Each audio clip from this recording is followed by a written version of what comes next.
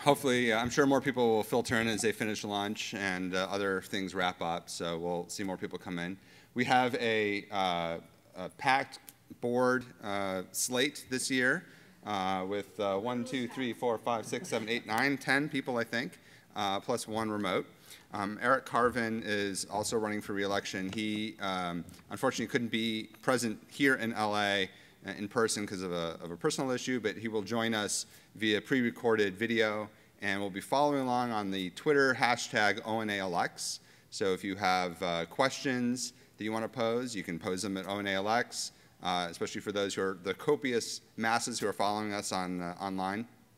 And if you have questions here, you can go up to the microphone that is at the moment behind everybody and line up. We can maybe bring that up a little bit. So here's how this is going to work. I'm going to give each candidate here just a minute or so to introduce themselves and say a couple of words, literally. And then we're going to open up to questions. I'll ask some questions. I want you guys to ask questions. Twitter will ask questions. And we'll see how that goes. We'll got the selfie there, Alan? All right. Get that hashtag going. So our first candidate to come up this morning is the current, I believe, I need to refer back to this slate if you don't mind. I want to check I get the right order. It is, in fact, Meredith Artley, who's the current president of ONA. So I have the magic microphone here. Okay. And try not to fall off the stage. We're talking for a minute? Yeah. So take about a minute. Okay. Introduce yourselves and your vision for ONA. Okay. All in 1 minute. Okay, great. Hi, I'm Meredith Artley, current board president, as Josh said. I'm running for my fifth, I believe, term for the ONA board. So I love this organization. I've been a part of it for a long time. I was at the very first conference, which was 30, 40, I don't know. I'm looking at Rich Jaroslavsky. There were not a lot of people in a tiny room at Columbia University. And to me, it's always been a wonderful space to get like-minded people together who care about big, important things and have a lot of fantastic discussions. So it personally fills me with joy to be involved in this. For my day job, I am the editor-in-chief of CNN Digital. I'm based in Atlanta. I've had that job for almost 6 years. And before that, I did stints at the LA Times and the New York Times. My vision for ONA, for those of you who are at the keynote this morning, I talked about two of my favorite things, and I'll just mention those things because they're the things that I care most about. It's really about women and leadership and diversity at large, and getting diverse voices in the broadest interpretation of the word involved in not just ONA, but in journalism and technology at large. Those are the things I care about, and I want to do more and more and more of that at ONA. That's it. All right, very good. Next, I believe, is Kim Bowie. So you can just pass the microphone right over there. Kim, take it away. All right. Man, this is really weird. You're so close and we're so close. It's very tight.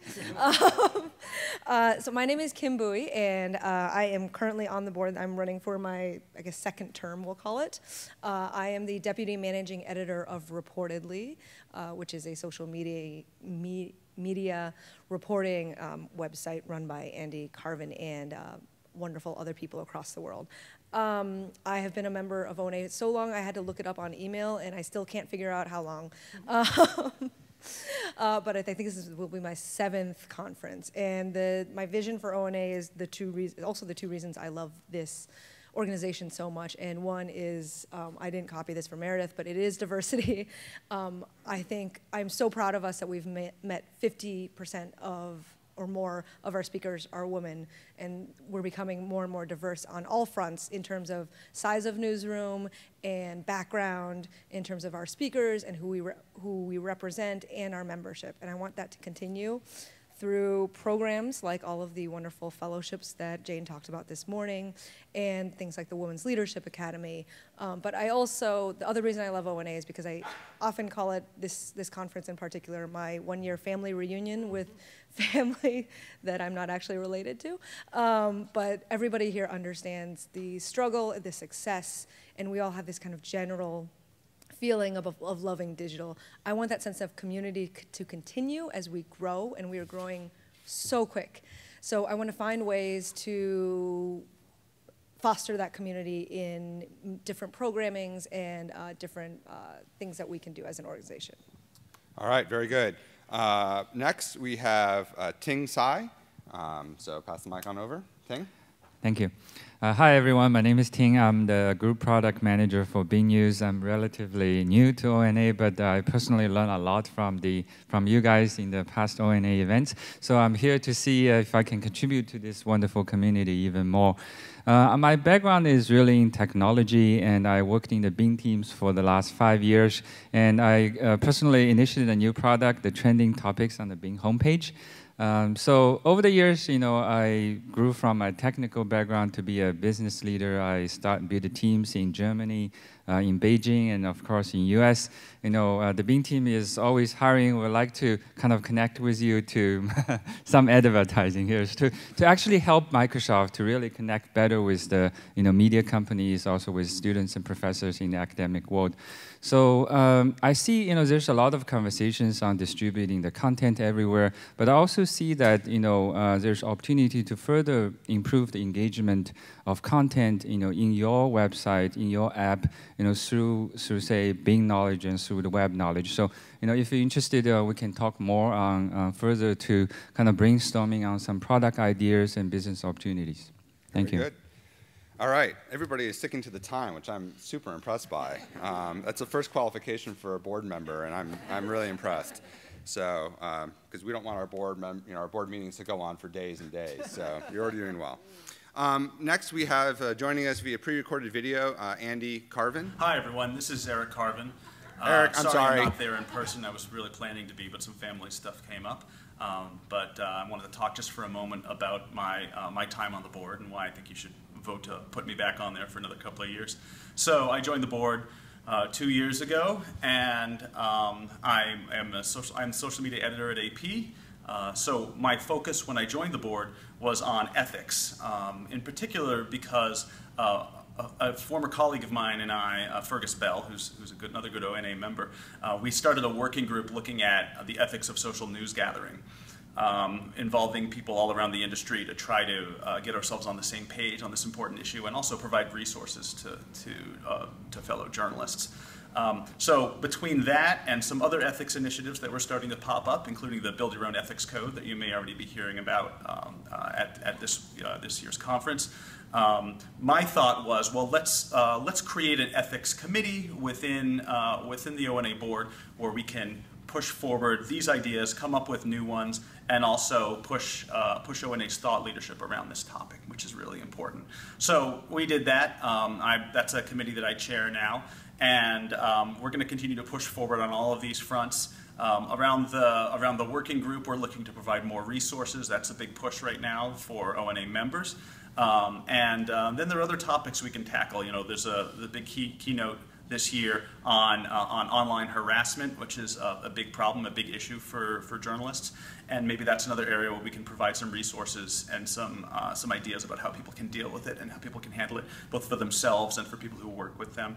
Other ways that I think we need to move forward, I always think that diversity is actually an essential ethical issue as well, so that's something I think about quite a lot. Our amazing ONA staff, along with the programming committee, have provided us a wonderfully diverse conference this year. The program has all sorts of fascinating topics and people from a lot of different backgrounds that are really representative of our industry, which is really wonderful. We need to keep pushing forward in that direction. Diversity of leadership, of topic, and also diversity of things like funding sources for ONA, which is really important for our long-term survival. So that's something that we need to think about a lot going forward. So a lot of other ideas, which I'm going to save for a little later. What I'm going to do is I'll be here throughout the whole session, and I'm going to be tweeting answers to questions. And I hope to see you next year at ONA, and certainly sometime between now and then. Hope you guys are having a great time, and I'll see you later. Bye. All right, and Eric, I'm sorry I called you Andy. I'm sure I'm not the only one, but still, I should know better. Okay, if my extemporaneous alphabetization is correct, then the next person up is David Cohn. Hi. So my name is David Cohn. The first thing that I guess I would want to stress is to just vote in general. Please just vote. I think it's important for ONA to be responsive and responsible to the ONA members. So please vote. And when you go out there, people say, "Hey, did you go see the lightning talk? What was your takeaway?" Please, the number one takeaway should be, "Hey, they want you to vote." So just please tell everybody to vote, no matter who it is. And again, I think in general, we're lucky that, I think ONA is a fantastic organization. It's really strong. And no matter what combination of people you end up here with, I think ONA is in a really good position to be strong no matter what. By way of introduction, so my name is, again, David Cohn. I'm a current board member, so this would be my, I guess, first, I'm up for re-election. And I'm currently the treasurer, which I took over from Josh, who is amazing at it, and I'm just trying to fill in those very large boots. I guess some of the things that, again, I've been honored to be a part of while being part of ONA, general board member helping out. I was really happy to help draft a letter that we sent to the FCC for net neutrality. I'm pretty sure it made one or two of the FCC people vote cry. But I think it was important for ONA as an organization to sort of put out a statement about something like that, and I think that's something that, again, ONA can do, is sort of represent a kind of larger, industry or community, which goes to another thing that is important to me about ONA, and I think Kim kind of mentioned it. To me, ONA, I've been a part of it for a long time now. For a good part of my career, I've actually worked somewhat independently. I ran something called Spot Us for 4 or 5 years, and it was a one-man show, more or less. And so ONA provided me actually colleagues, or in Yiddish, mishpuchen, right? Like a sort of sense of extended family. And I think that that's actually a really powerful force.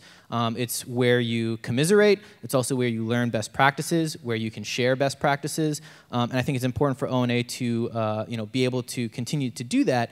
And I think right now, actually, one of the challenges that ONA faces, and one of the things I'd like to continue to look at is, we're reaching a really good size, and we want to make sure that that center still holds. And I think that we can do that perhaps through different kinds of programming. Maybe some of you guys saw that Knight Foundation is supporting ONA to grow some of its local chapters, and I think that's actually really exciting and something that I'd love to sort of continue to help out with. I like to serve in general for the journalism community, and I would consider it an honor and be humbled. Sorry, I did go over, to continue to do that. So thank you very much. Sorry for going over. Nope, I'm being ruthless, and I apologize. No, that's fair. Although I can't help but notice that you don't have a watch on. So next up is Daniel Colarusso. Hi, I'm Dan Colarusso from Reuters. I am new to ONA, not new to the web. I was actually the 11th person hired by Jim Cramer for TheStreet.com in 1997. So much has changed since then. I disappeared into newspapers and TV for a while and came back to the web about 2 years ago at Reuters.com. And I'm really glad to hear diversity and standards are key here. I actually just closed a deal on an NABJ fellow for Reuters.com over the phone this morning.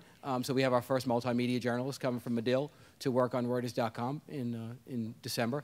And I really feel like we're at a point, the things that keep me up at night are the native advertising. As small journalism organizations get bigger, can we keep their reporters safe? Can we keep journalism and web journalism with the same core integrity that's carried the business so far? And I think Reuters, my position, and using, by extension, the heft of Reuters globally and across platforms and across media really can be a big help to ONA, and I think it could be a tremendous advantage for smaller business, big media, traditional, however you cut it. I think we could have a lot of fun.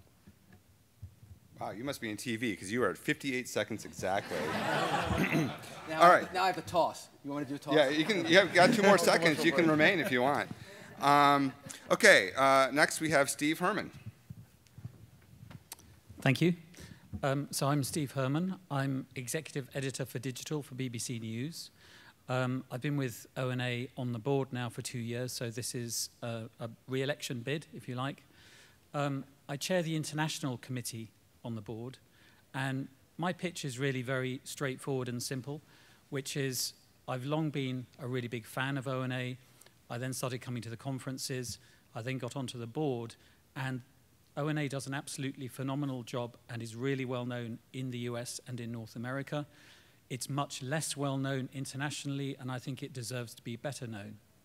I think also that for ONA, to bring the diversity and richness of more international voices into the mix would be a thoroughly good thing.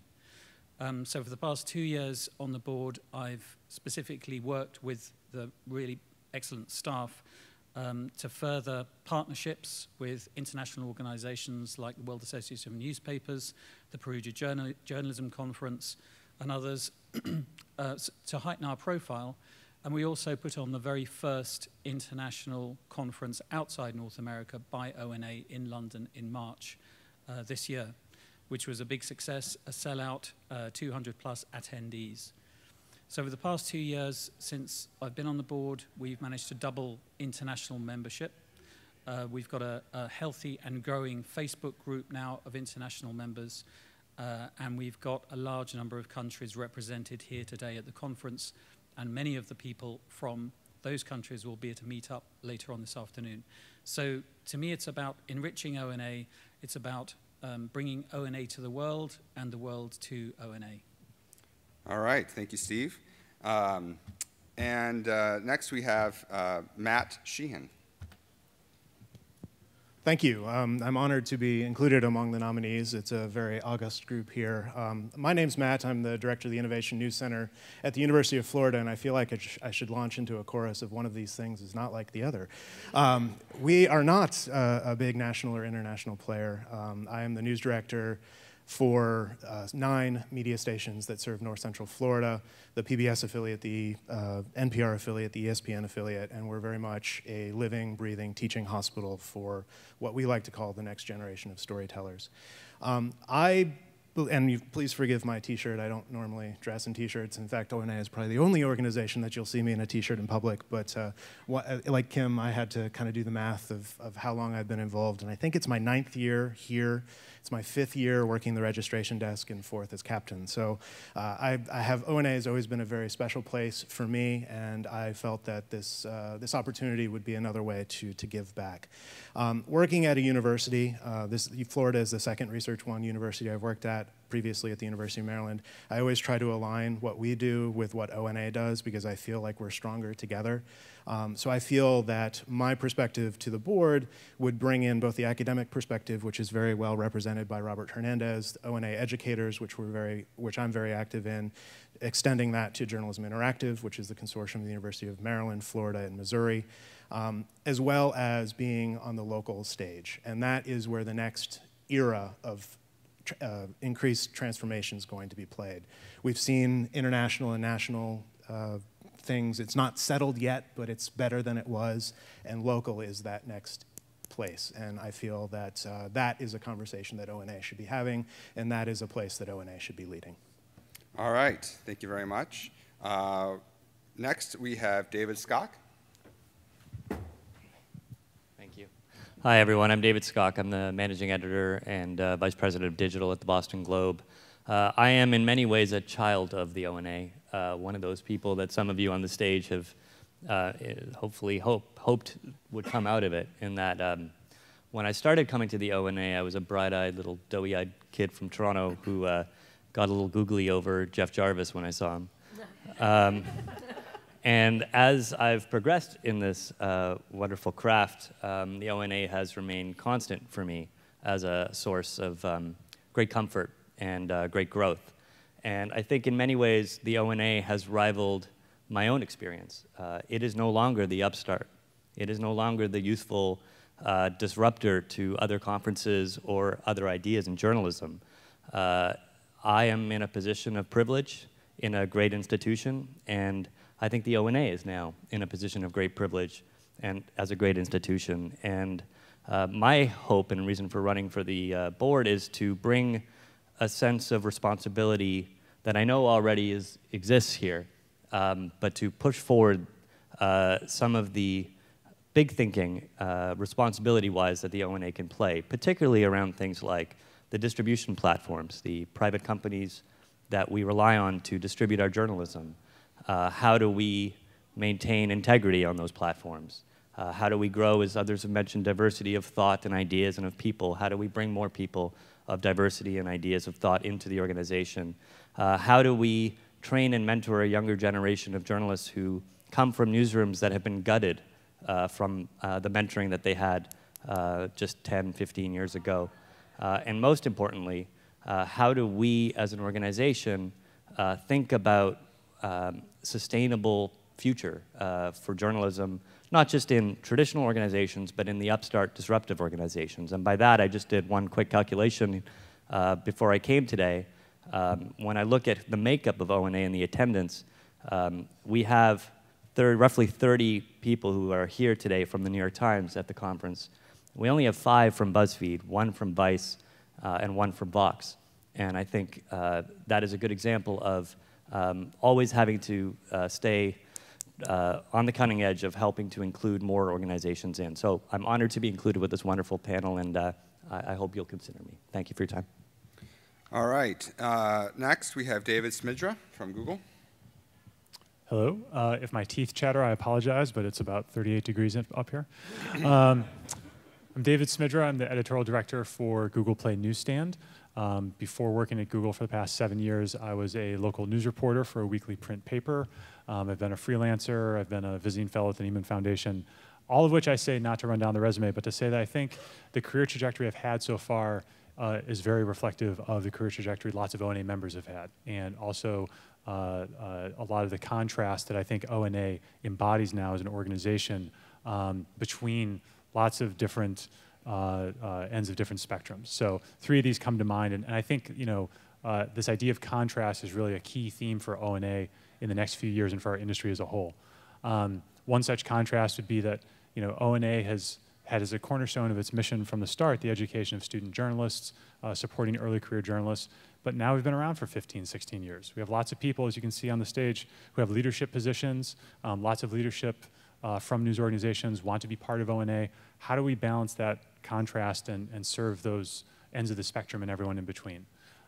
Likewise, we're a US-based organization, but as Steve rightly pointed out, we're growing internationally in some very exciting ways, right? So how do we keep negotiating that?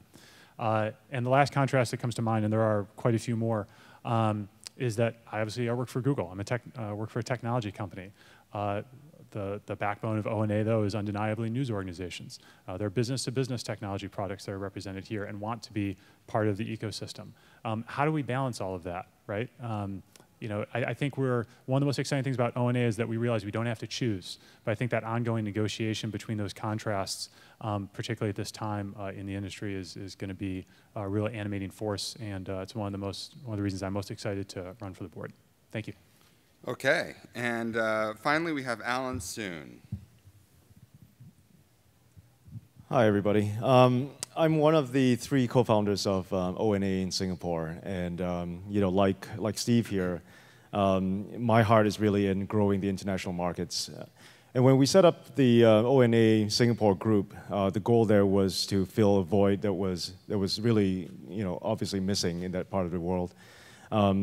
So I'm running here today because I want to make sure that that voice continues to be built. I think ONA has a strong leadership position in setting agendas as far as editorial policy goes across the world. I think ONA, because of its membership, also has a tremendous responsibility in making sure that some of these changes that we're seeing in newsrooms continue to evolve in a rightful manner. So my background is that I've been in journalism for about 20 years. I've been in radio, television, news wires, and magazines, working mostly in Asia. My heart is really in the way newsrooms work. And in my last job, I was the managing editor at Yahoo in Southeast Asia and India, where we ran 6 markets out of Singapore. I left Yahoo about 6 months ago to start up my own newsroom consultancy. So the mandate that I have at the Splice Newsroom is to help build out newsrooms and to build the right culture in place, getting them the right tools and the right workflows to help evolve journalism newsrooms. So this is one of the things that's very close to my heart. And basically, I've got 2 items on my agenda here. One is to increase the level of education across Asia as far as journalism goes, in terms of its tools and workflow processes. And the second is around press freedoms. As you can imagine, in a region like Asia, we have number of gaps as far as press freedoms go. Currently, there is no international group that's representing some of these interests in Asia, and I want to make sure that ONA gets its name behind that. Thank you. All right, thank you. So, opening statements. We'll now move to the question round of this lightning talk. And I'll start out with the first question, which is, I think everyone here outlined an area or a couple of areas that they would like to see ONA focus on. And what I'm curious in hearing from those who want to speak up, which is probably everybody, is what specifically would you do as a board member to accomplish that? Alan, we can start with you and just pass the microphone down. Not Sure. to put you on the spot first. You know, the one thing that I mentioned earlier was around training and upgrading of skills of journalists. The one thing that I want to see happen is, you know, to follow what Steve did for London and bring ONA out to the international markets. I'd like to see a regional summit around that where we can talk about workflows and tools, and also, you know, the other thing that's very much close to my heart, which is press freedoms. I want to make sure that ONA builds and is a catalyst for change in Asia. I think there are a lot of great skills that are inherent within this group, given its membership. And I think a lot of those can be done by just a matter of getting the right education pieces in place. Let's run some workshops in Asia, and let's start working with newsrooms directly. Thank you. Before you go, Matt, I'll just remind folks that you can, excuse me, you can send questions. Getting all verklempt here. You can send questions to ONALX on Twitter. So if you have questions and you don't want to walk back to the microphone, you can post them that way, or if you're following along online. Matt, take it away. Thank you.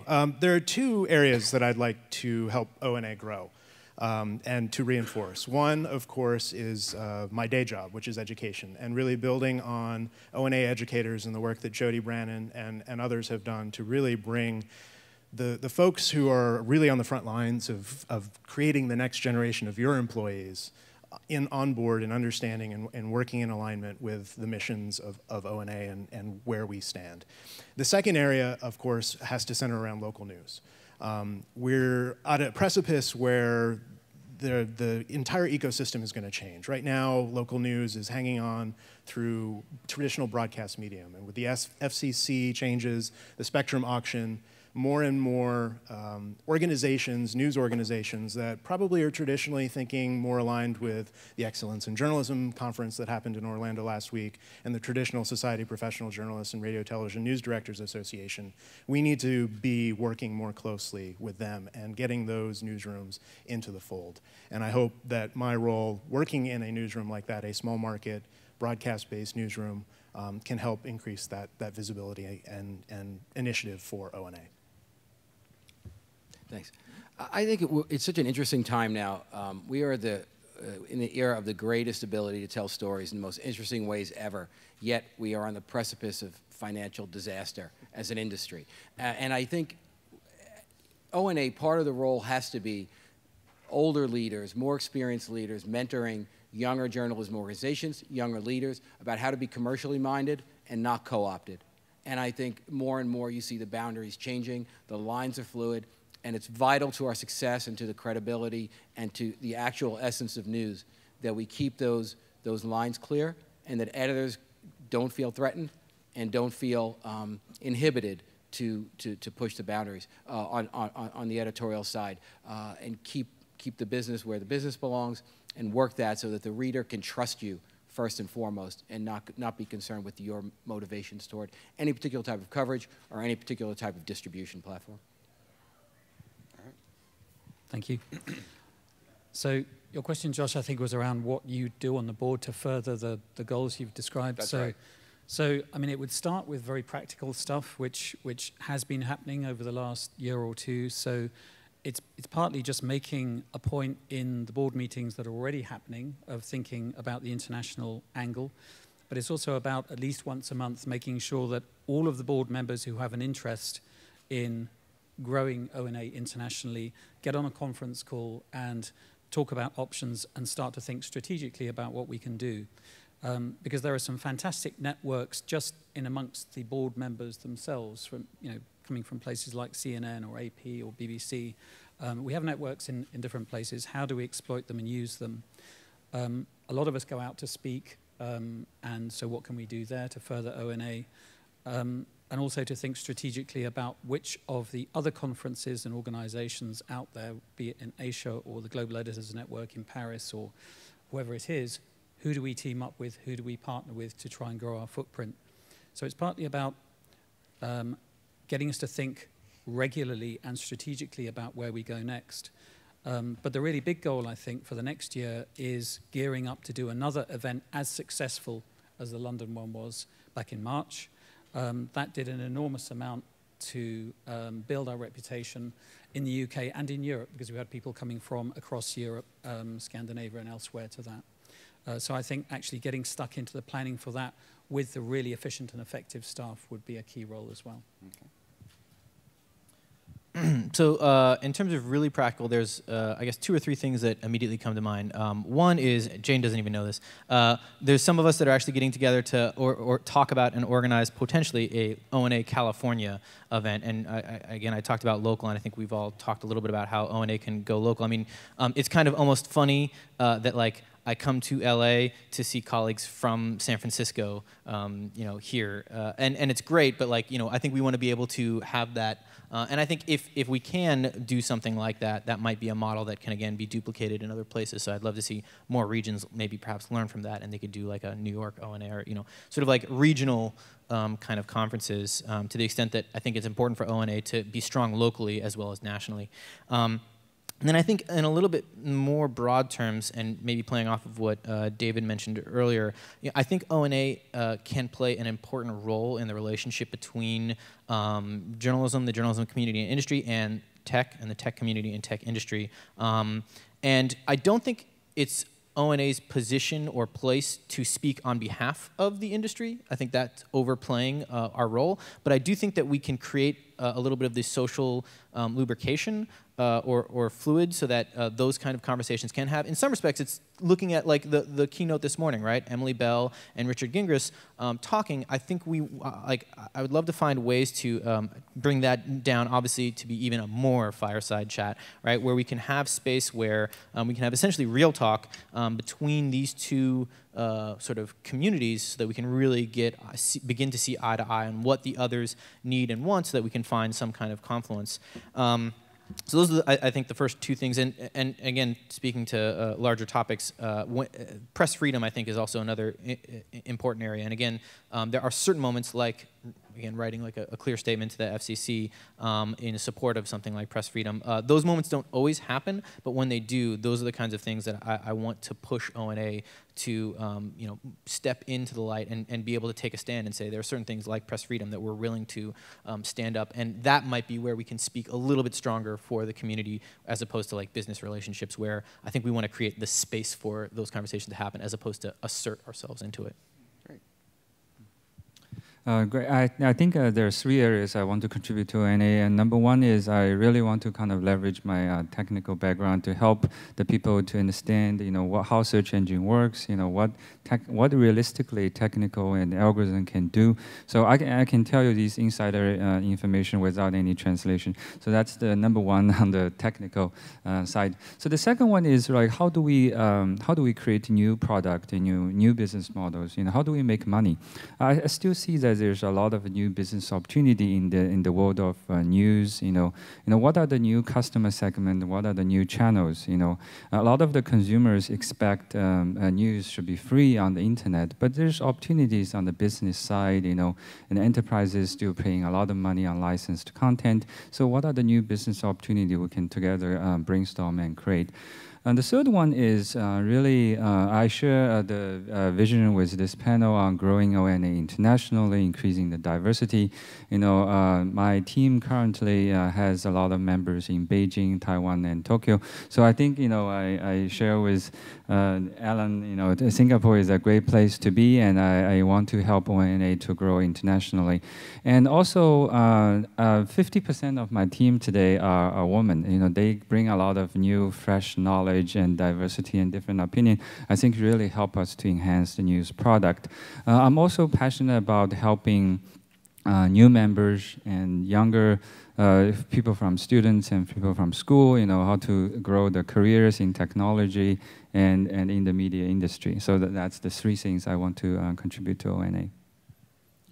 David, before you go, I'm going to jump in with a tweet from Eric. It's like Eric. The Simpsons, I'm like, don't say Andy, don't say Andy. Andy.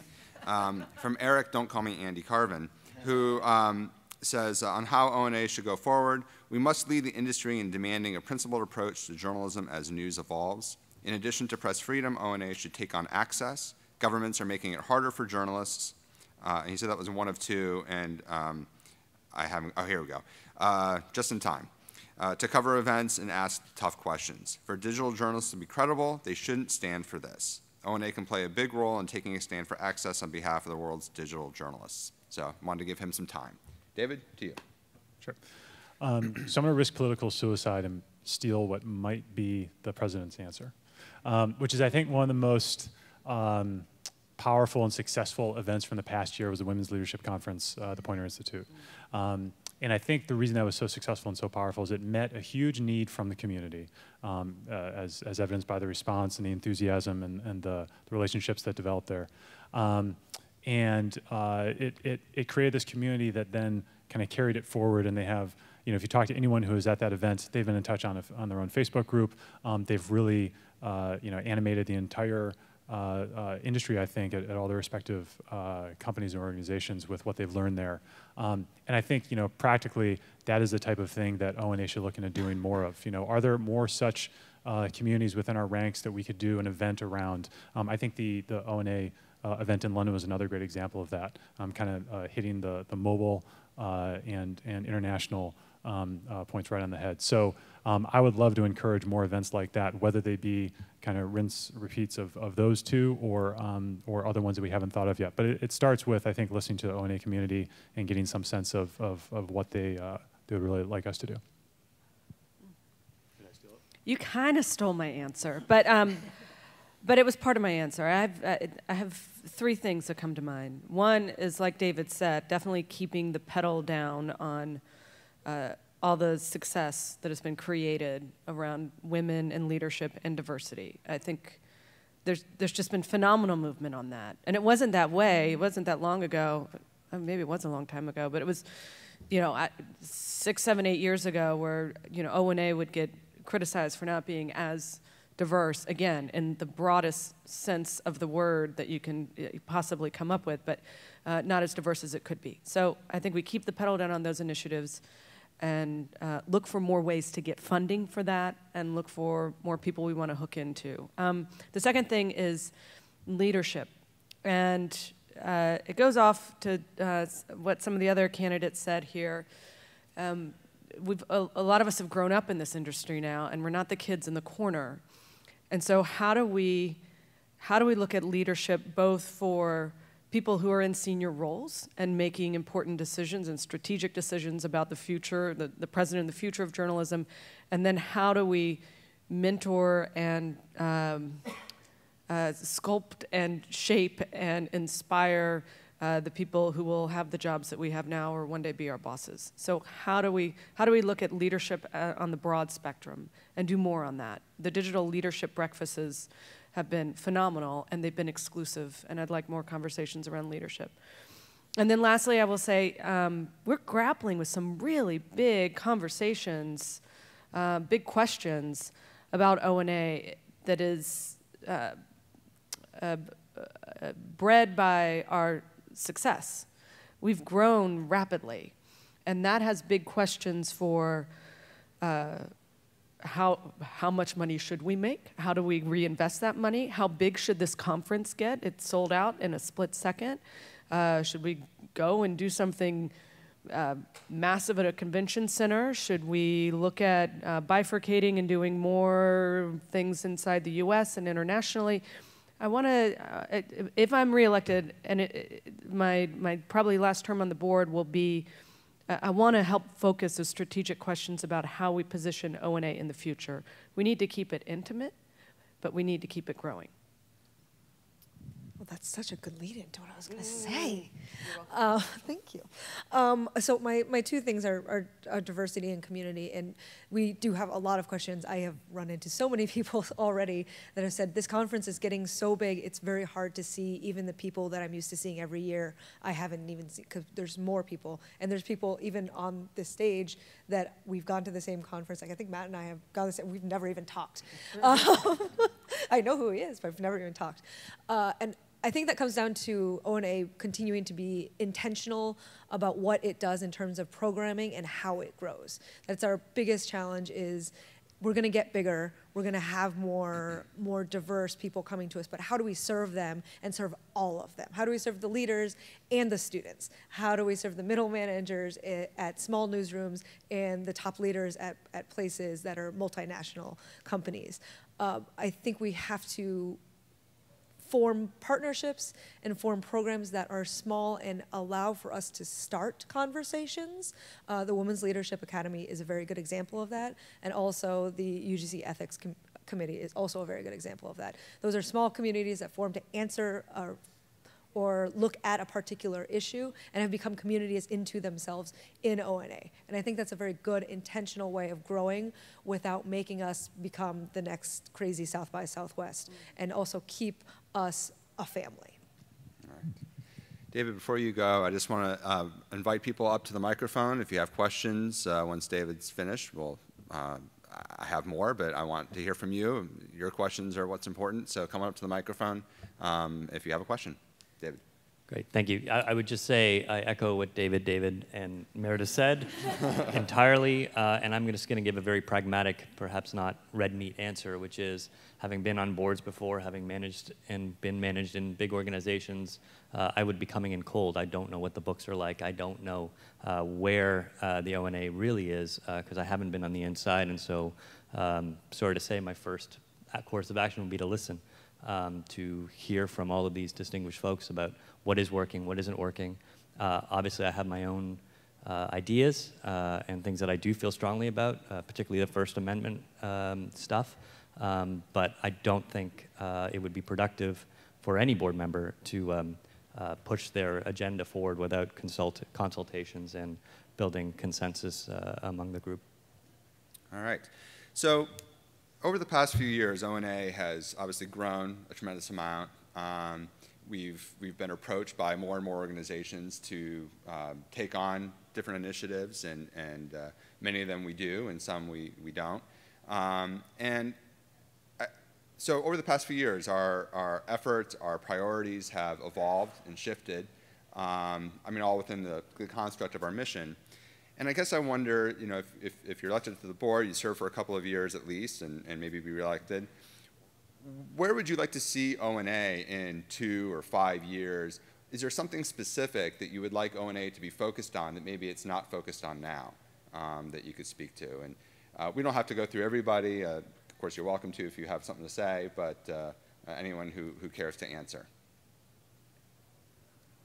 Steve cares to answer. I guess I'm building on what's been said by people of the previous answer a little bit. It's about how you maintain or indeed grow scale, and beyond just the US, as I've said, without losing your identity and you know, becoming an amorphous kind of entity that people don't really understand and they don't know what you stand for. So to me, one of the things that's in the DNA of ONA is the practicality, the nuts and bolts of getting a job done, of being a digital journalist, hearing from people and talking with people who are doing that day in, day out, I think is fundamental. So I think that has to remain the kind of bedrock of what the organization is about. It's about actually people who do things. So I'd like to see any events that we're doing, whether they're big conferences like this or the smaller one that we ran in London, really coming down to the nitty-gritty, having sessions where you talk through practical issues. And then in terms of how you maintain or grow scale while keeping that sense, I think it is about almost creating, it's not the right word, I guess, but franchises or smaller editions, if you like, of a conference like this, whether it's at a California level or it's in London or it's in Singapore, but with the same hallmarks, and some of the same people, sharing some of those speakers and the expertise, because not everybody can come to a conference like this. So there's something about perhaps templating some of that approach and reproducing it, not carbon copy, but reproducing it in other places. So allowing people to have a sense that there's something that's relevant to them, to where they live, to the geography that they're in, but still bears the hallmarks of ONA. Anyone else want to chime in? All right, we have a questioner here, somebody I recognize, Mr. Roberts. Greetings, and thanks everybody for raising your hand for the positions. It is an honor to serve on the board. I'm on my second term. I wish all of you could win and also be on the board. But one of the things that I have considered to be a really vexing issue ever since I've been on the board and even before, and this is a very small one. You guys have been talking about big issues, the small one, but it's important to me, and that is how to get more participation among ONA membership in this very thing that we're doing here. It's something that we've struggled with as a group, getting participation where, this is somewhat emblematic of it, but it's also the voting rates, are so much different, obviously, from the overall membership and from the overall attendance at the conferences. So I would just be very curious, anybody have an idea? How can we get greater participation from the membership in both hearing what you guys have to say as well as voting in these sessions? Can I take it? Yeah. Thanks, Jim. I worked with Jim for a while. I learned at his knee for a couple of months at Reuters. Look, I think this is very strange that this is a panel that engages, that this is an event that engages so many cutting-edge storytelling ideas, and we're sitting here in a conference room in a semicircle. Is there, we talk a lot about, and when we develop products, we have to meet the readers where they are. Why are we not meeting the voters where they are? Maybe there's a Periscope thing to do. Maybe there's something else. Maybe there's alternative ways to reach the audiences, not on this day, in this room, at this time. Again, being a total rookie to this, I don't know if it's been done, if it's worked, but I feel like there's probably a lot of a generation down that would probably want to watch, or at least get some ideas about who we are in different ways.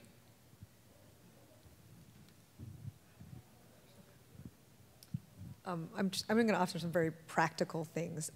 We've talked at board meetings about the time in which we vote and when we vote, and I'm just going to be very blunt. Like, it's pretty disgraceful how low the voting turnout is, given that most of us opine on the daily that we should vote in, presidential and other elections, but we can't even meet the national average for those elections for our own. But I think there are small things about it, and I've talked to a lot of members about this. One is that we start voting during the conference, which is probably the email busiest time for a lot of us. I mean, my email inbox is about to burst. I think we could maybe move the voting time a little bit earlier or a little bit later to make it easier to find that email. And we've already made one step where you can actually find the link to vote in your membership center, which I think has helped a lot. These are a lot like small technical issues. No one could find the link to vote a couple of years ago, so they couldn't vote because they couldn't find the email. Now we've made that link easier to find. So now let's make it at a time in which you're not crazed out of your head trying to meet up with people and maybe get a new job or whatever it is, and vote when you have a little bit more brain space to do so.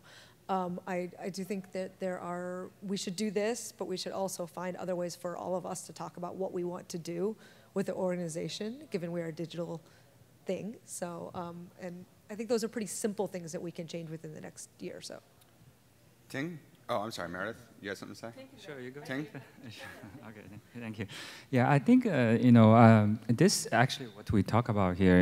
Is a very interesting topic. I learned a lot from my fellows on the panel. I think we should think about a product, right? What other content is interesting to this audience? Is it international growth? Is it career development? I think if we advertise on these topics we are talking about here, a lot of members will be interested in hearing our thoughts, right? learning, like I learned from you guys, and people will learn from us. And I think the content, the differentiation, the value of people attending this session is something that we should communicate. And there's also kind of, I think, touched on the mechanism of how we optimize the voting process, right? This is like marketing, promotion of the product, how we technically make the product easy, how we figure out the new distribution channel. These are also the things we can do. So.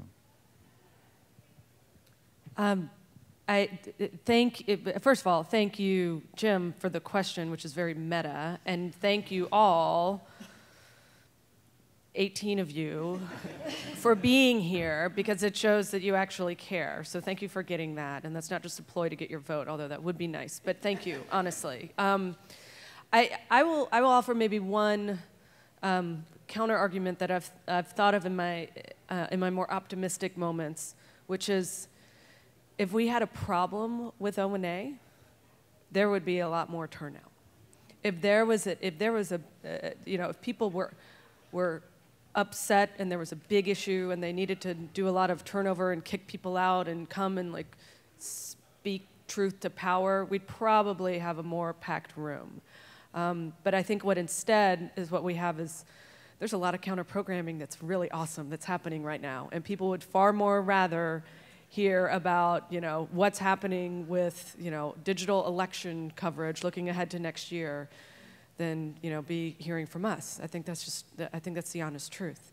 And then I will also at the same time agree. We got to look at the technology. We got to look at how we ways to make it as easy as possible. We have had those conversations, as the current board members know. There are some little annoying barriers, but I think we need to go at that again and just make it a lot easier for folks. Let me just interrupt. I did get a tweet here from PolitiFact. There are 21 people in the room, so well played. So that's a mostly true. Also, I give Eric a chance to weigh in here. He says, "I think we'll get better participation in ONA board elections if there are more benefits of membership. That starts with providing strong resources for members, like the Build Your Own Ethics Code, which he worked on, job resources, and et cetera. The better membership benefits are, the more people will feel invested in who's on the board." So that's from Eric. David? So I'll give her full credit. My wife ran a nonprofit in Canada, founded a nonprofit on voter participation in elections. So this is an area up my alley. So I'll just say, on her behalf, there are two things that motivate people to vote. There are motivational barriers, and there are access barriers. And in terms of the access barriers, I mean, I think some of the technology discussions that are going on here are very helpful. I ran into a lot of people this morning who said they're going to vote for me, and I asked them had they done it. They said no. I said, well, you got an email this morning that actually told you how. And there's a lot of friction between actually the act of voting and what we're doing. So that's on the access side. On the motivational side, I totally agree with what you've said about if there was really a need. But I do think it's also incumbent on the leadership to make sure people understand why there's a need. Part of that, which becomes challenging, and I'll say this, I really wrestled with putting my name forward to run because I didn't want a campaign. My newsroom is in the middle of a buyout period right now, and it felt very insensitive for me to be putting my name forward and then marketing myself and glad handling in the middle of that buyout round. And so, if one of the motivational ways to get people to vote is for all of us to go out and shake hands and kiss babies, I love kissing babies, there's something inherently challenging that I found with this process in that that's just not who I am. And I think I can be a good board member, but I'm not in the business of campaigning. So the motivational piece is kind of tied into that in that it makes it harder to get more awareness for the election itself. While you pass the microphone, can I just ask for a show of hands? Who has served on a nonprofit board before? Does the BBC count? Sure, why not? Okay. All right, thanks. David? Yeah, I also really appreciate the question from Jim. I think, not to read his mind, but I think there's a like kind of a spirit of the question behind it that does not necessarily have to do with getting people to vote for the board, and that is how can we better understand the engagement and the activity of our membership, right? So this is something that again, as Ting was rightly pointing out, like we don't do a great job of kind of analyzing like the product stages, right, or the kind of the voting funnel, if you will. But I don't think we do a great job of understanding like how many conferences does the average member go to? How many times does the average member vote? How many times does the average member go to ONA locals? How many times the average member, like we have great stats around like our open rates, but like do they read kind of the policy amicus briefs that we send out and that we put a lot of effort and energy behind. So I think kind of understanding the engagement of our membership is the umbrella under which voting for the board rightly falls. And I think if we exerted more effort in that, all the tactical questions or points that have been made I think are spot on, but I think that's the higher level order of understanding that we as a board should seek to have. Our third, David? Sure, and I'll be brief. I mean, you know, I started in my opening remarks, whatever, just saying the number one takeaway is to vote, because this is something that also weighs on my mind. Because I do think, you know, I think Meredith has a point, but at the same time, like I want ONA to be responsive and responsible to all the members, and the best way that can happen is to vote. And I think one of the challenges, in addition to like both, you know, the product of it, right, meeting people where they are, and also little technical things that I think we can do, and I think those are actually all very valid, is the only other thing I would add to that is maybe add a little transparency or show somehow what it is that the board does, right? Because I think there's like this moment once a year, once a year where there's voting for members, and then you kind of don't hear about it for another year. And look, obviously people are busy, they have jobs and lives, and you know they don't want to necessarily, you know, be bothered with every committee update, but I do think that, and there's, you know, several committees, right? But I do think that there needs to be a way where we can show exactly what it is that we're doing, so again, we can be held responsible and be responsive. Hopefully, you know, showing what we're doing, then if people do have a problem with it, we would find out about it, because there would be votes one way or the other. And you know, one other thing I would say is, like to David's point, you know, I also like I don't like the idea of campaigning, but I actually have been really happy. This is my second sort of board ONA thing. You know, we don't have any kind of like Trump-like character, and you know, maybe that would draw on right, like, you know, it'd be a packed crowd, but I'm actually glad that as far as motivations can go, we don't have that motivating factor in the room to like draw people in to see, you know, who throws crap at who. So thank you to everybody for. I will say, I do have to say that when I was on my way in here, somebody did ask me who was the Donald Trump of the candidates. So is it? Yeah, I don't know what he would do, but Steve, and then we can pass on to so Alan. I was going to say something quite similar to one of the things that David said just there, which is the only time that really people get to hear about or see board members is in these infrequent outings for elections, pretty much, and kind of drawing a leaf from any of our boards, I guess, in bigger organizations where you have to get messages across to large numbers of people or actually hear back from them. It probably is about trying to think of other events, other ways of getting out in front of people, and hearing from them, as well as talking to them about what the board is doing, about the direction of ONA, about some of the strategic questions we've been talking about. What the framework for that is and what the right setting for that is, I don't know, but there probably is something about just greater visibility of how the organization runs, and where we're headed, and how we make strategic choices. Okay. Alan, and then I'm going to ask another question, if that's all right. So, you know, as someone who started up an ONA chapter outside of the U.S., I mean, one of the problems that I faced in trying to get this going has been around getting information around the membership. So as David was pointing out earlier, there doesn't seem to be enough analysis or an understanding of who the members are, where they're based, what are they looking for from us, what are some of the core issues that people want to see mentioned and tackled. So I would say, you know, maybe one of the first things that we need to do is really get a good understanding of the membership, do a proper survey. Let's get a let's get something in front of them so that we understand exactly what the issues are. You know, something as simple as you know, covering the members in Asia is that I can't even identify how many members we have in Asia, just because of the way we've organized the membership list. So we got to understand the members a little bit better. I think we can tackle some of these issues and get them participating. All right, I'm going to ask a favor of someone in the audience. Eric says that the live stream is stuck, which obviously is because there's so many people on it simultaneously. So if someone could please tweet out this question I'm about to ask, which actually came on Twitter itself. It came from Dean Betts, and really it's just a very quick answer to this, which is Dean is noticing the number of white men who are up on the stage, myself included, I guess, and wants to know specifically what you would do to help bring greater diversity to the board.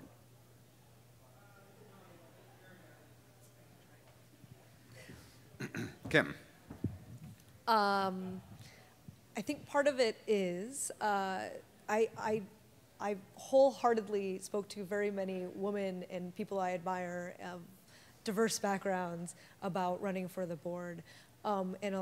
We are very busy people, us journalists, so it's tough. But I do think we as a board need to do more of that. I think we need to do a better job recruiting for ourselves and talking about what the board does, and that's a little bit to David's answer about transparency and what you can get as serving as a board member. I don't think a lot of people I talked to about serving on the board weren't sure, like, well, what do I do as a board member? Like, what do you guys actually do besides sit in a room every once in a while? And I think there needs to be more transparency, what you gain from serving on the board and what you can give to the organization by serving on the board. And if we are more transparent about that and then more actively recruit, I think that will help. Yeah, it ebbs and flows. It really does. There was a time, a couple of terms ago, where I don't know if we were majority women, but it was at least 50-50. It was really close. There's been times when it's been way too white. It probably still is too whiter than it needs to be. But it's better than it has been before. One of the things that we're doing this year that we discussed at the last board meeting, and maybe hasn't gotten publicized enough, but is nominating a student board member. And we're really excited about that. And we'll go through that process and see who that student is, but that's another kind of diversity in terms of at least having a student on the board, no matter who that person is, but they're, by age alone, will be a really nice contribution to the board. So I just want to come clean. There are 3 or 4 people in my network who I thought would have been fantastic people to run for the board, who would have filled various diversity checkboxes and not have been white males. And I did not get around to mentioning that to them. So I think there's, to Kim's point, I think there's a point of effort that the board has to remind itself to make to recruit great talent that we have out there in our networks. And we have these visible positions, we should make use of them in ways like that. So that's something I would definitely look to try to improve upon, for sure. I'll also, I tried but failed. To Kim's point, and we some of us on the board we try and poke people to say hey, but for various life reasons or whatever, people decide that they can or can't run. But I do think that it is incumbent of the board to try and reach out to make that happen. And 2 things come to mind immediately. One is, and the women's leadership event was praised earlier, and I would praise it as well. My deputy at AJ Plus went and came back and has been, I mean, she was amazing before. I've said this to everybody. She was amazing before, but she came back and she has been on a tear. And I do think that ONA can do programs like that to foster leadership among various communities. And I think diversity is more than just race and gender, although those are important, right? I mean, I think it's age. We mentioned student. I mean, let's also be real, like, there's probably nobody here under 30, right? Also, oh, right? The height, right? I mean, you have two. No, but also, you know, backgrounds in terms of careers. There's only really two people here that come from industries that are, you know, completely out of journalism, and I think we can benefit from that. And the only other thing I'd say is, I agree that like the picture right here is not ideal. I do think ONA does a good job and is very conscious of fostering diversity. I'm really happy that I think we have over 50% female speakers in terms of panels, and I'm not sure what the racial breakdown is, but I think it's probably pretty good because that is something that we are cognizant of, and you know and I think it's something that you always have to be cognizant of and trying to push on, even if this exact moment is not, you know, maybe the height of showing that. It is something that I think the board and the staff. And in general, the fact that this question was asked, the larger community is aware of, and I think it's good that we sort of have a difficult conversation about it when we don't meet our standard or you know, where we want to be. So it's a good question, it's fair, and I think, you know, something that we have to continue to strive for. Okay, next question. Oh, does somebody else want to weigh in? You sure? Yep. I want to give people opportunities. Oh, excellent. Miss Brannon. No, can I reply? It's okay, go ahead. I'm using my MC powers to empower you to ask a question. Quick question. If you had the ability to pick out a city or destination for a conference the next time we're able to secure one, which I think is at least 3 years out, which city or region would it be at? Detroit, Michigan. And this is not because it's my hometown. It's great that ONA moves around, travels around the country. I think it's not so great that ONA has picked cities that tend to have kind of a profile of being like a national level city. I think it would be, there are many cities across the country that have conference facilities that could host and accommodate ONA, and I think would be kind of like outside the conventional US city conference circuit. And I think it would just be great for our membership to have an experience to go to a city like Detroit or any other number of cities in the US that have amazing journalism stories to tell and amazing things happening in their local reporting communities, but maybe do not have like the resources and the national profile of an LA, New York, DC, and so on. So, funny enough, Detroit is actually what came to my mind first, although the only other one that, not the only other one, but another one that came to mind, although I'm not sure if it's logistically, would be New Orleans, but I don't, when does hurricane season start? And it's because we have to plan these things, you know, a year in advance. It's roughly May to April. So, May to April, right. Okay. So okay, so that might be a tough one. I might take back New Orleans as a great suggestion. It would be great to do it, but I understand that there's a sort of acts of God contingency. I'll play to my home base here and say, let's go back to Toronto. It's been a long time since the ONA was up in our neck of the woods. There's a very vibrant community, ONA community up in Canada, and a vibrant journalism community up in Canada, and it's a big city, it's a nice place. Would love to see the ONA come home. We get a lot of Ontario nurses at ONA Toronto as well. Did you have just because I went to a really great EIJ conference there, Nashville, because, well, A, the hot chicken, and B, I think it's just a city that we don't have a huge concentration in, but there are a fair amount of journalists in that region that we could pull from and really interesting stories. I'll go outside of the U.S. And maybe steal Alan's thunder. I think we should get to Asia, and I think we should do Hong Kong or Tokyo. Yeah, I'm thinking, you know, I think the location is really a way for ONA to reach more audience, more members. You know, I think going back to what is our mission, right? What is the new audience we want to reach? And then the location can facilitate that. You know, a lot of people can travel, and I'm almost thinking maybe someday, you know, we should sponsor some students or other people to come to the conference, right? And I cover the travel expenses and stuff. So, you know, I think the location needs to tie in with where ONA needs to reach its next level of audience. You know, I have traveled around the world. I've been to many countries. You know, Munich is my favorite city in the world, and I lived there, and it's a great place to be.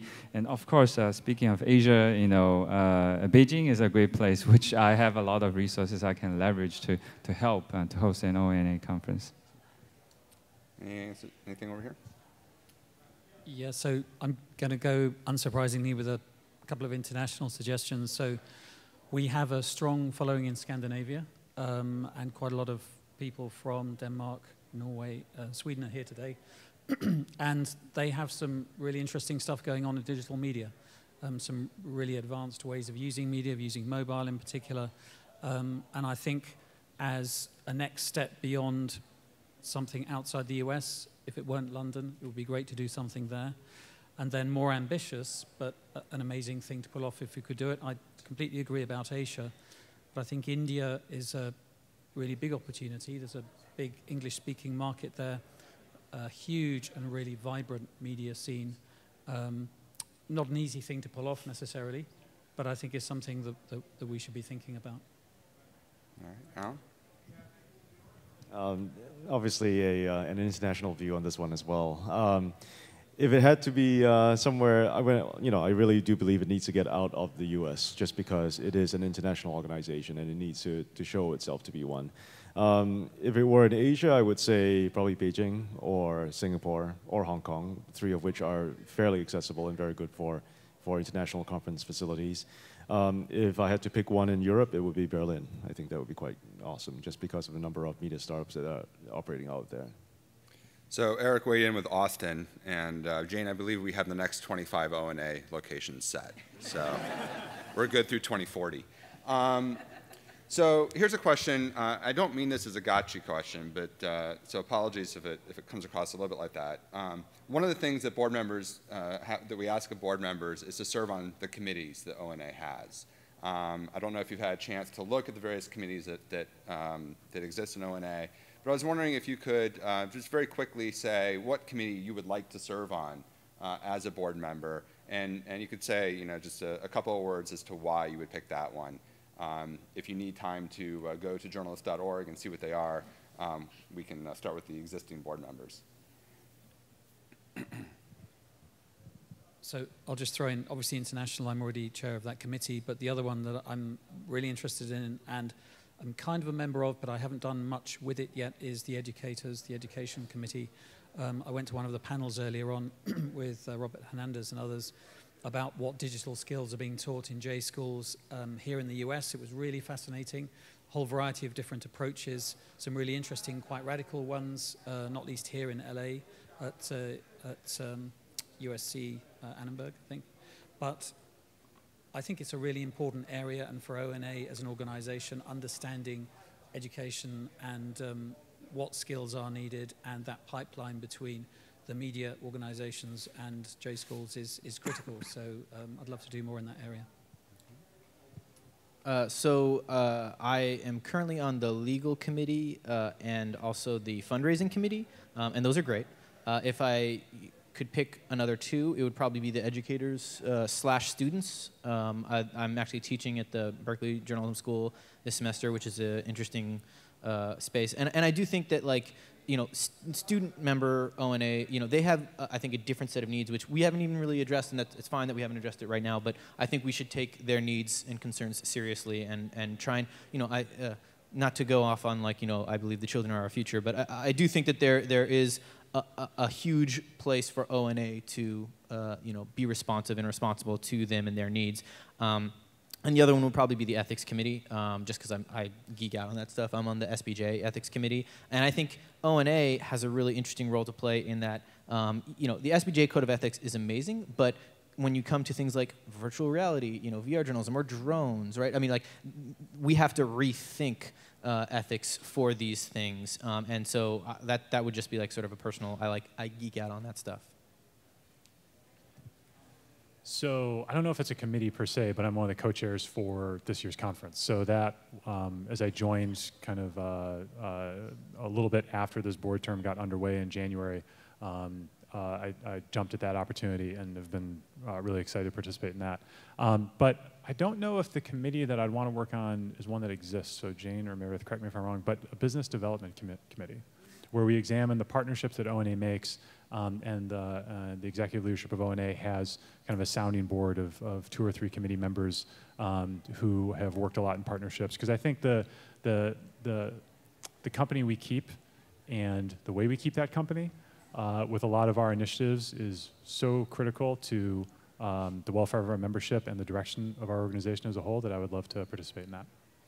David, I have good news. We are now announcing the creation of the Business Development Committee at ONA, and you are the chair. So, congratulations. Congratulations. Thank you. Yeah, a slight confession. I've been on a couple of committees, and I have not been the most active member. I spend a lot of my time involved in ONA, kind of one-on-one conversations with Jane and a handful of the board members and staff. I'm on the international committee right now, but I think I've been a completely crappy member of that. But I was, before I was an officer at ONA, I was involved in the international committee and the membership committee and a little bit on the education committee. I think I was okay on that, just okay. So that I'll just give myself a C- for committee involvement. I will say, to riff off David, if I'm reelected, I would, again, whether or not, do not announce the forming of a committee, Josh, but the ONA, strategy and future, and really, again, what I hinted at in terms of us grappling with these big questions about we're bigger, how do we stay intimate, what do we do more mini conferences, how do we mean more into the memberships who knows that we're not, who we want to share everything we do outside of the conference with. So just kind of strategy and future and looking ahead is the committee that I'd like to be a committee of one on. I think I currently serve on the fundraising committee, of which is responsible for fundraising during karaoke. You should come. Karaoke.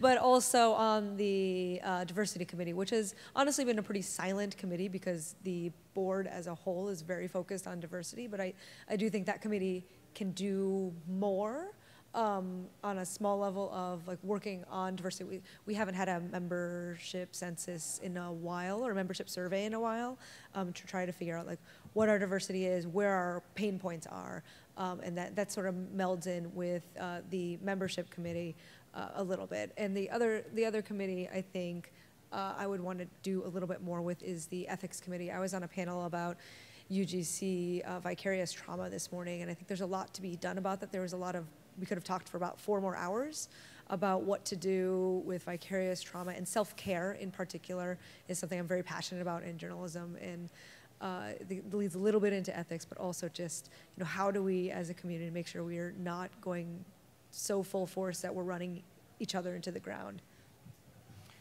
David, before you chime in, Eric points out that he would like to continue his work as chairman of the ethics committee and to continue being on the international committee where he can leverage the global footprint of AP, a global news organization.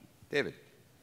So I think, and I'm kind of trying to glean here, if I were to pick, it would kind of be a combination of the legal committee and the ethics committee in working with and educating the membership as well as the partnership organizations that the ONA brings under its fold about some of the big questions that not just the ONA is wrestling with as its own entity, but journalism as a whole is wrestling with. I touched on this at the top, but as more and more journalism is done on distribution platforms that, while well-intentioned, I have no doubt, certainly have a different motive than journalists do, how do we bring those issues to the fold so that everybody is aware of them, so that we can start those conversations and really work with the leverage that the ONA has in terms of speaking on behalf of its membership is a powerful voice, and being able to sensitively collaboratively approach these organizations to tackle things that are so big. The biggest to me being local community journalism.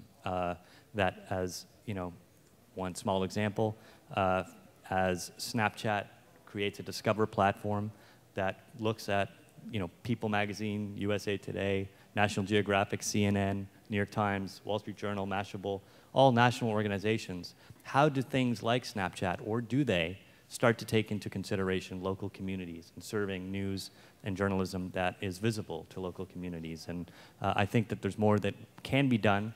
That's not an indictment on the ONA. I just think there's more that can be done in having those conversations, and just trying to figure out, triangulate which committee that would be on, but that would be my main one. Anyone else want to weigh in? Ting? I'll make it short. I think want to learn and listen more from the current ONA leadership team on where the needs are, and I'm happy to contribute in any way I can. I think from my expertise perspective, besides technology, I do have some experience running business operations and how we run an organization efficiently from a financial perspective, how we leverage the dollar to its point. And personally, I'm passionate about education. I really love school, and I went through a lot of years school myself, and I love to help students and academics to connect with the business community. So. And as the resident academic, I'm very familiar with committee work, and I'm wondering where your committee on committees is, which we have many of. But I think the Education Committee, and to echo what David said, really looking at what ONA is doing on the local level and fostering that evolution there.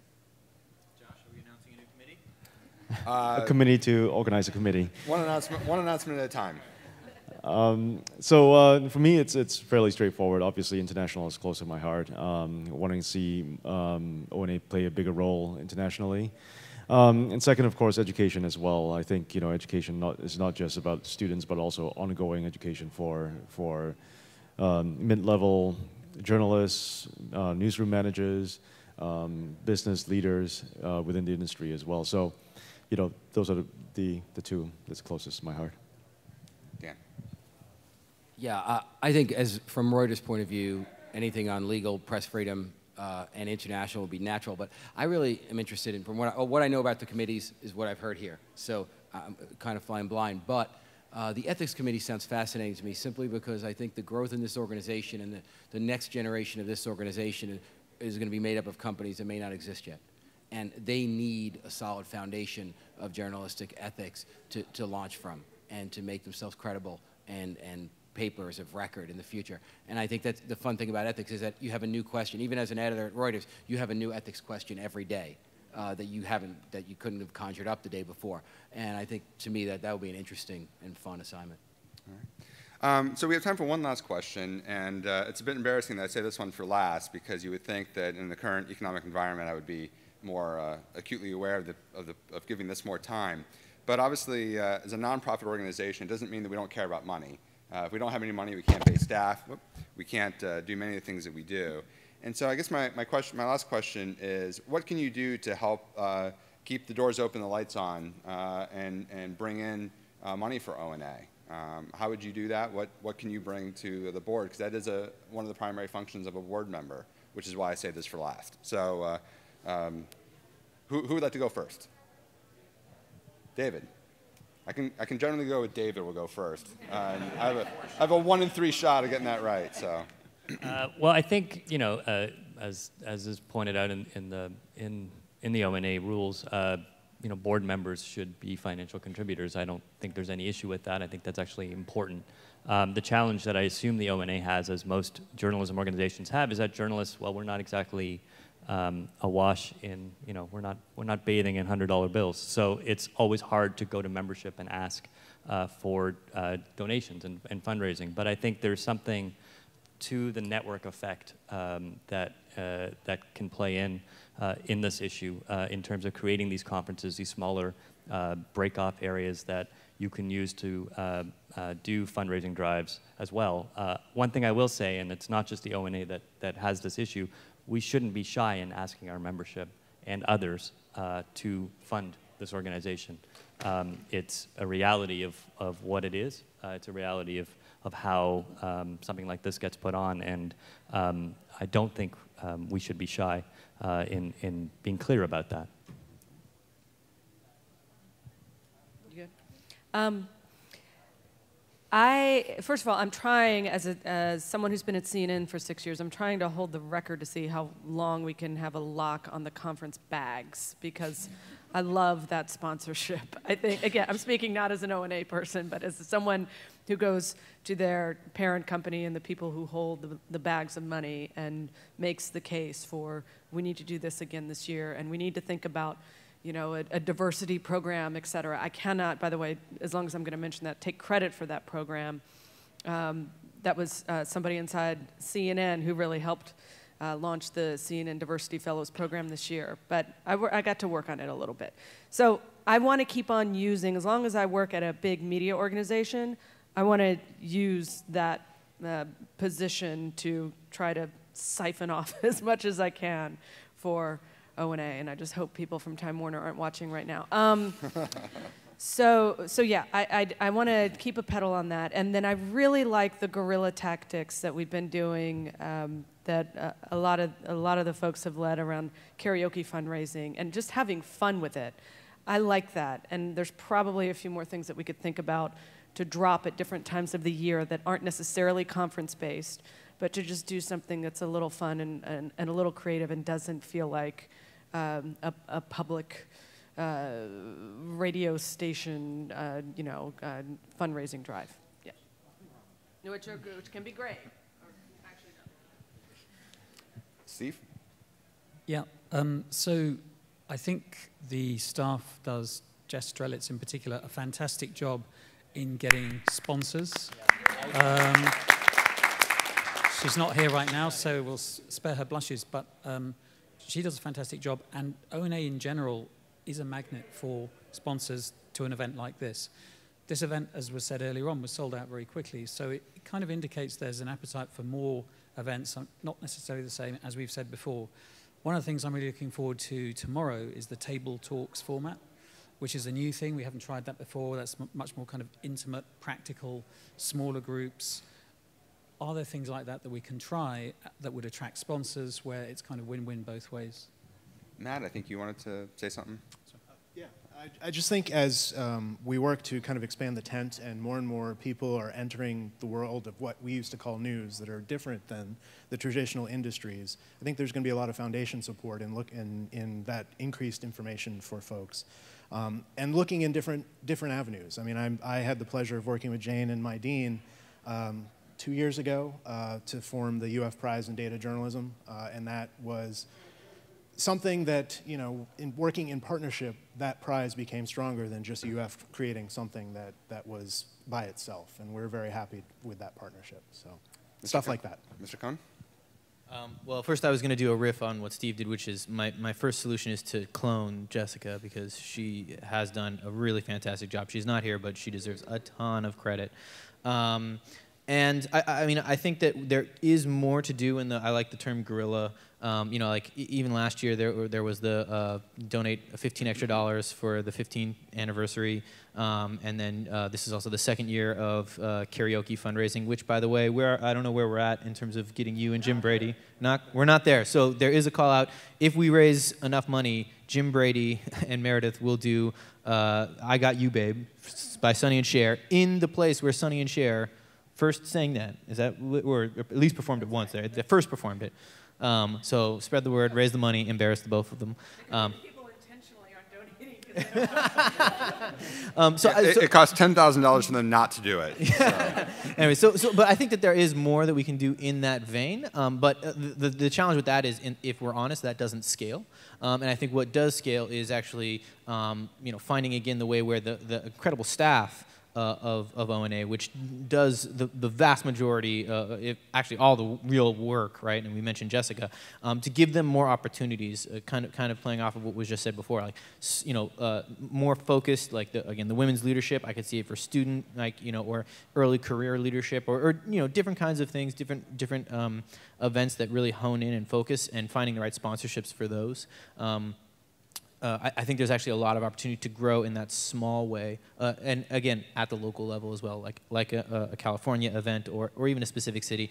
On the fundraising committee, we talked about using ONA locals, like the local chapters, and I think that there's potential there. We're still trying to wrap our heads around it because there's the affiliation between the local chapters and ONA National actually isn't anything quite official, so it would be entering a different stage, but there's potential there.